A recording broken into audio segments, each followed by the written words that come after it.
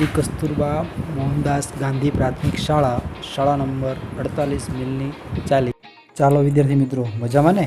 आज આપણે ધોરણ 7 ની અંદર ઇંગ્લિશમાં વિની સ્માઇલ એની એક્ટિવિટી નંબર 8, 9, 10 અને 11 નો અભ્યાસ કરીશું। ચાલો તો વિદ્યાર્થી મિત્રો એક્ટિવિટી નંબર 8 તમારા શિક્ષક રમાડે તે રીતે ગેસિંગ ગેમ રમો। ગેસિંગ ગેમ એટલે કે તમારે છે ધારણા કરવાની છે કે આ વસ્તુએ આ ક્રિયા કરી હશે, આ વ્યક્તિ આ ક્રિયા કરી હશે, એવી ધારણા માટેની રમત છે। તો શિક્ષક મિત્રો એક વિદ્યાર્થીને બીજો એક વિદ્યાર્થી વર્ગની બહાર લઈ જશે, કોઈ એક ક્રિયા કરવાનું કહેશે અને તે ક્રિયા કરશે, પછી વર્ગની અંદરની આ વિદ્યાર્થીઓએ તેને શું કર્યું છે તે ધારશે, તેની ક્રિયા જોનારને ધારણા સાચી છે કે ખોટી છે તે જણાવશે। તો ચાલો આ રમતને છે આપણે એક એનિમેશન વિડીયો દ્વારા સમજીએ। એક્ટિવિટી 8 તમારા શિક્ષક રમાડે તે રીતે ગેસિંગ ગેમ રમત રમો। આ પ્રકારના સંવાદ થશે। Activity 8 guessing game. એક વિદ્યાર્થીને બીજો એક વિદ્યાર્થી વર્ગખંડની બહાર લઈ જઈ કોઈ ક્રિયા કરવાનું કહેશે, તે ક્રિયા કરશે, પછી વર્ગની અંદરના વિદ્યાર્થીઓ તેણે શું કર્યું તે ધારશે, તેની ક્રિયા જોનાર ધારણા સાચી છે કે ખોટી તે જણાવશે। Did he dance? No, he didn't. Did he jump? Yes, he did.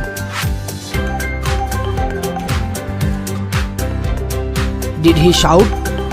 No, he didn't. Did he sing? Yes, he did. Did she cry? No, she didn't. Did she laugh?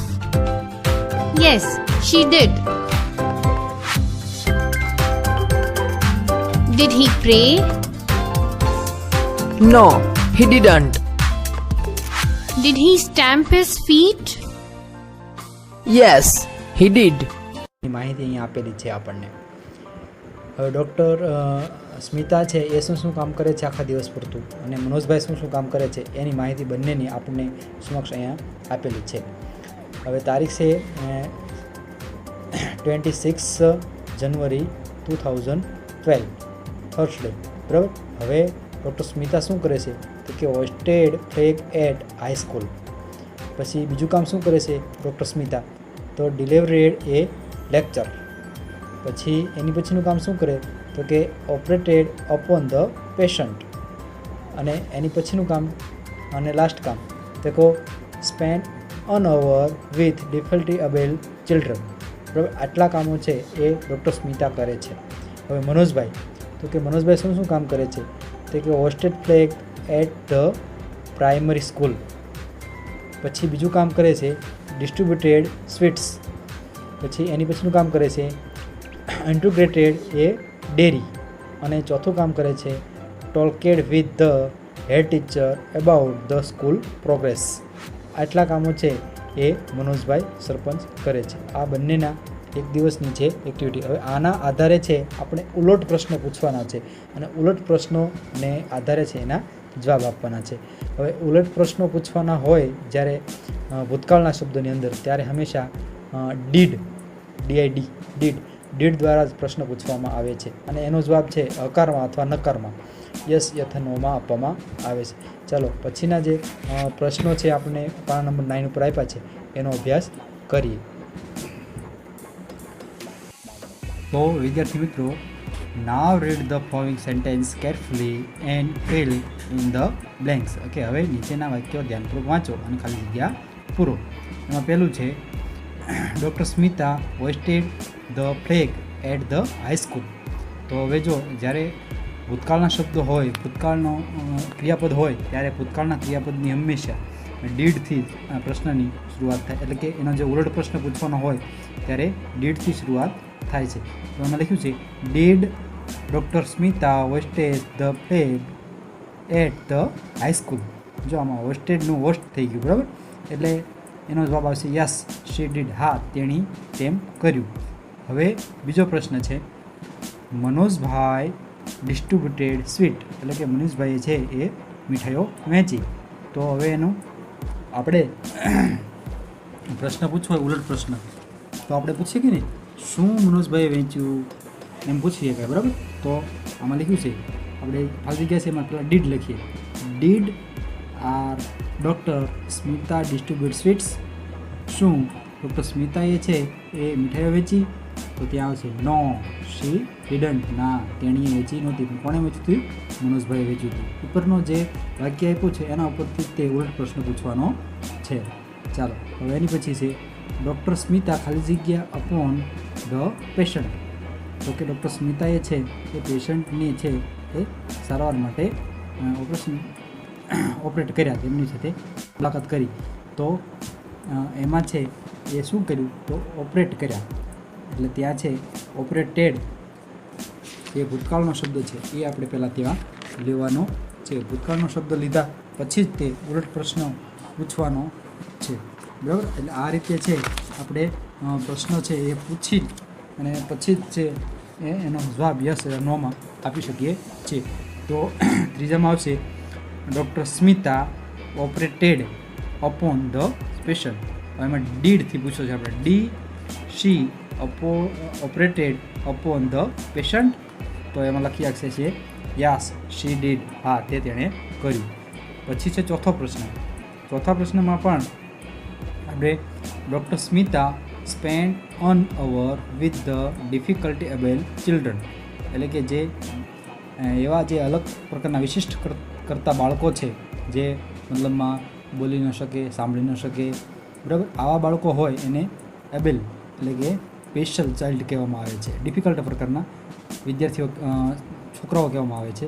તો ડૉક્ટર સ્મિતાએ શું તેની સાથે 1 કલાક છે એ spend કર્યો, ફાળવ્યો. તો આમાં લખ્યું છે આપણને ઉલટ પ્રશ્નમાં પૂછ્યું છે ખાલી જગ્યા ડીડ મનોજભાઈ ખાલી જગ્યા an hour with the difficulty able children. જો આમાં પૂરેપૂરું વાક્ય એમને આવશે ઉલટ પ્રશ્નની અંદર, પણ આગળ ડીડ લાગશે એટલે ડીડ મનોજભાઈ પછી સ્પેન્ડ SPEND સ્પેન્ડ આવશે. એમાં સ્પેન્ડ લખ્યું સ્પેન્ડ એ એનું ભૂતકાળનું રૂપ છે એ વર્તમાન કાળની અંદર એટલે કે એનો રૂપ છે એ બદલાઈ જાય છે.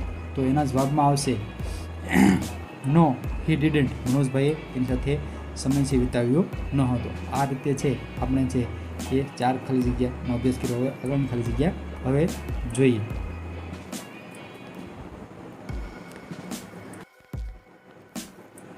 હવે મનોજભાઈ ખાલી જગ્યાએ ડેરી ઇન ધ વિલેજ. હવે એમાં છે એ ખાલી જગ્યામાં ઇન્યુગ્રેટેડ એવો શબ્દ આવશે. હવે તેમાં છે ઉલટ પ્રશ્ન એમ પૂછ્યો છે કે ડીડ મનોજભાઈ ખાલી જગ્યા એ shop in the village.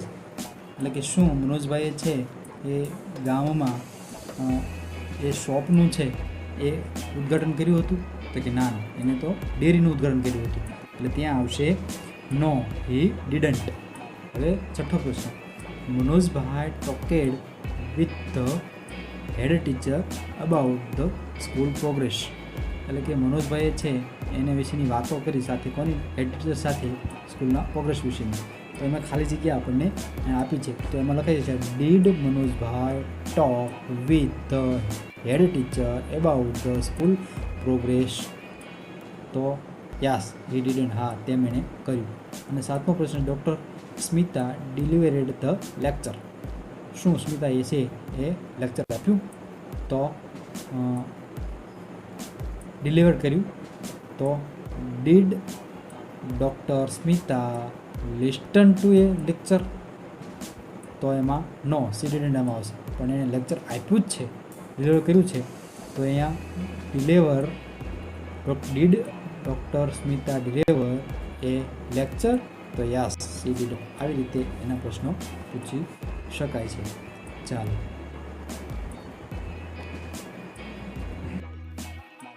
Activity 10. Good morning, students. Good morning, sir. Students, today in this lecture we are going to learn about simple past tense and simple future tense. Okay, sir.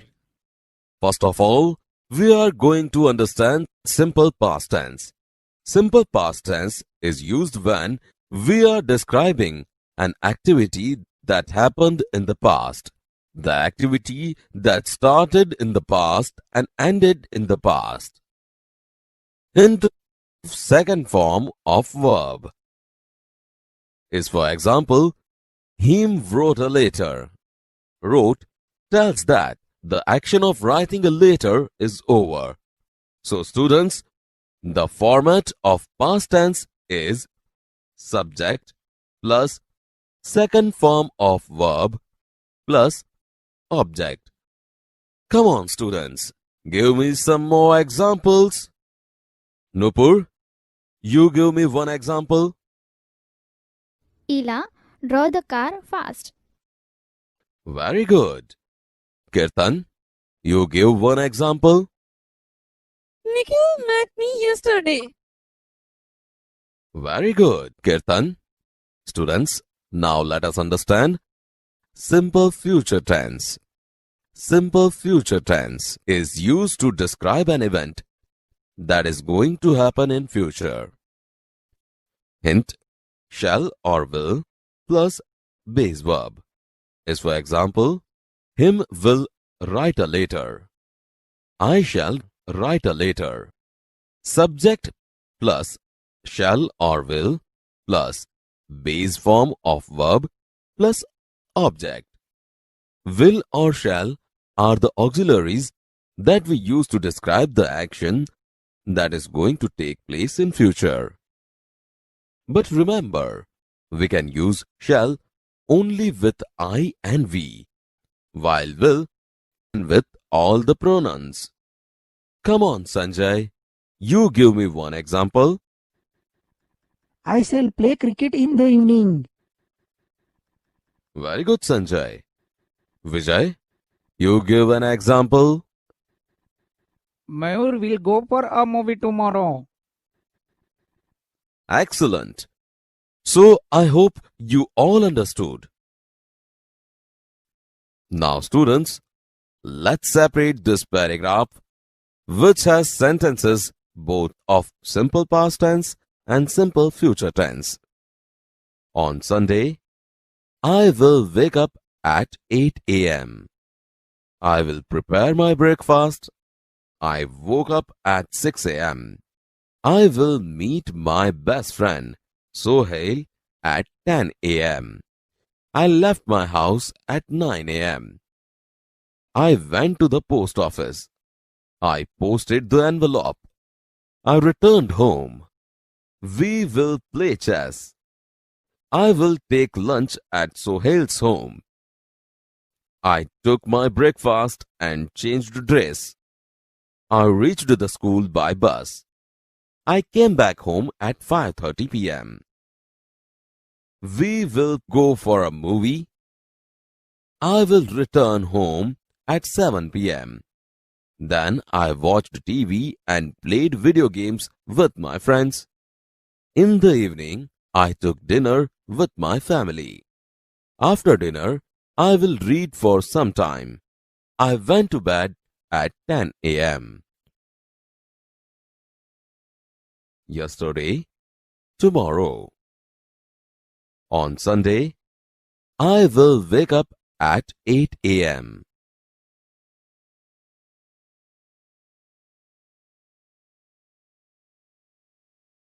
I will prepare my breakfast.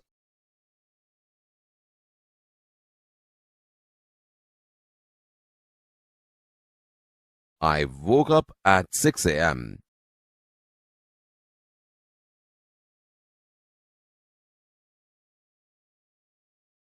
I will meet my best friend, Sohail, at 10 a.m.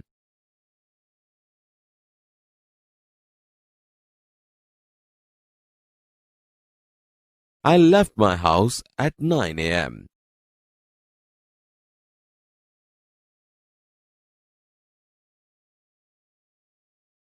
I went to the post office.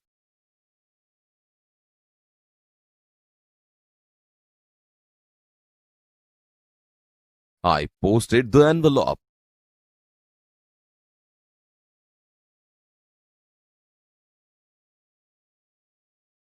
I returned home.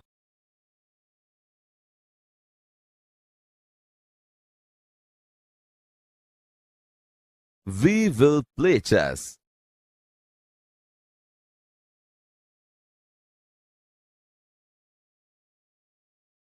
I will take lunch at Sohail's home.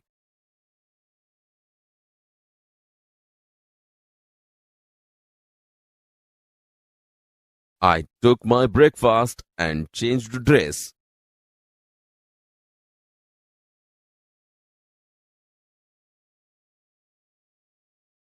I reached the school by bus.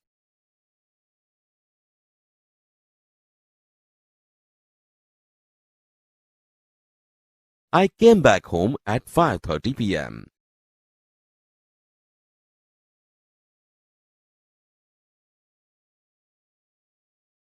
We will go for a movie.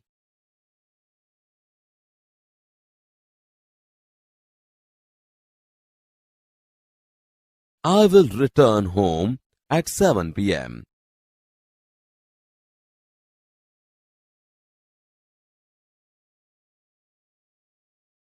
Then I watched TV and played video games with my friends.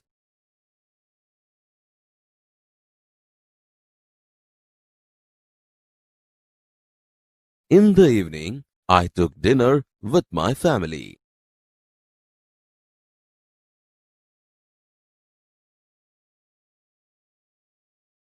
After dinner, I will read for some time.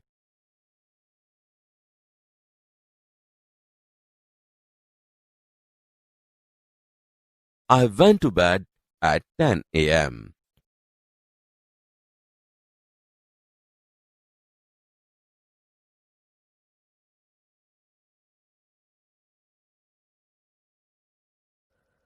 Activity 11.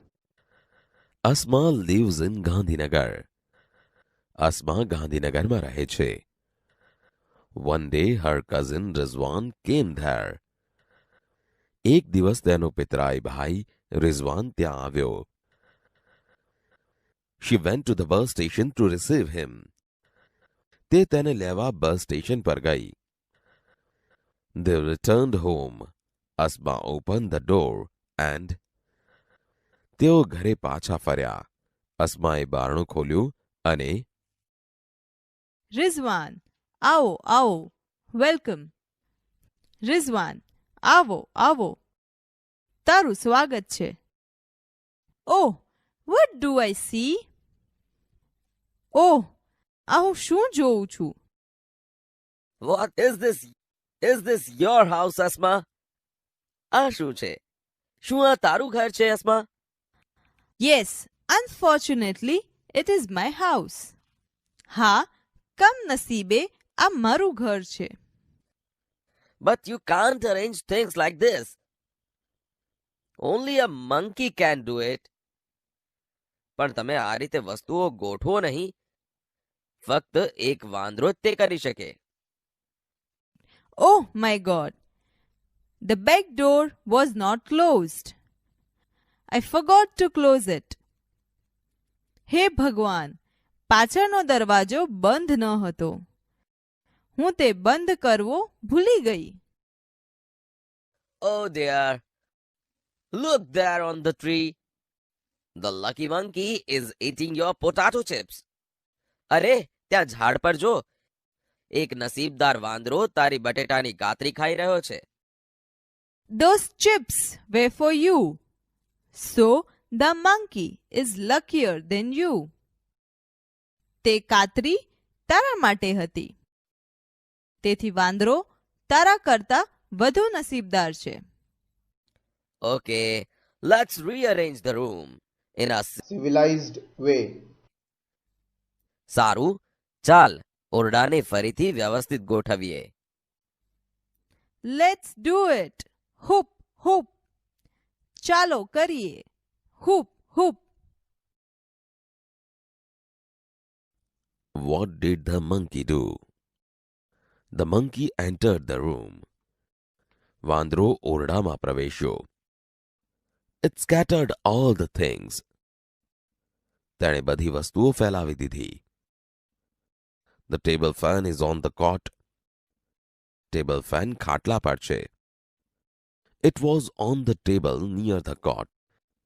તે ખાટલા પાસેના table પર હતો. The monkey broke the study lamp and tore the book. વાંદરાએ ભણવાનો lamp તોડ્યો અને પુસ્તક ફાડી નાખ્યો. The monkey took out shoes from the shoe stand and threw them out. વાંદરાએ પગરખાના સ્ટેન્ડમાંથી પગરખાં કાઢી બહાર ફેંકી દીધા. The monkey threw the statue on the floor. વાંદરાએ મૂર્તિ ભોંય પર ફેંકી. It was in the corner. તે ખૂણામાં હતી. The cupboard was closed. કબાટ બંધ હતું. Now it is open. હવે તે ખુલ્લું છે. The monkey put the flower vase on the sofa. વાંદરાએ ફૂલદાની સોફા પર મૂકી. It was on the stool. તે સ્ટૂલ પર હતી. All the chairs were upside down. બધી જ ખુરશીઓ ઊંધી હતી.